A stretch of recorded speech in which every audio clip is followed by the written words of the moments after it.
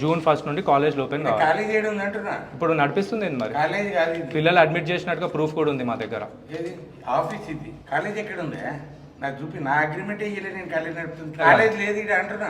మా దగ్గర ప్రూఫ్ ఉంది. ప్రూఫ్ ఉంటే చూపిస్తా. అక్కడ లైవ్ అంతా రికార్డ్ అయిందండి. అన్ని లైవ్ ఏమైంది ఉంది. నేను కార్పొరేటర్ ఈడ, మా ఆమె కార్పొరేటర్, నాకేం భయం లేదు ఇట్లాంటి అని. అదిగా అన్న, ఒక్క నిమిషం చెప్పు. మీరు కార్పొరేటర్ అంటున్నారు, అవును. మీరు ఏ పార్టీ అన్న? ఏదైతే అదే మరి నువ్వు కార్పొరేటర్ అంటున్నావు కదా అన్న. అవును. మరి పిల్లల జీవితాల గురించి మీకు ఏమైంది? సంబంధం ఉందా? నడుస్తలేదు కదా. నడుస్తుంది ఆడ తీసేయి, లేకపోతే మర్యాద దక్కదు. అన్న మీరు కంప్లైంట్ అరే ఇవ్వండి. కంప్లైంట్ కొట్టండి కొట్టండి కొట్టండి తాళం వేసే హక్కు నీకు లేదు. కొట్టండి, చంపేయండి.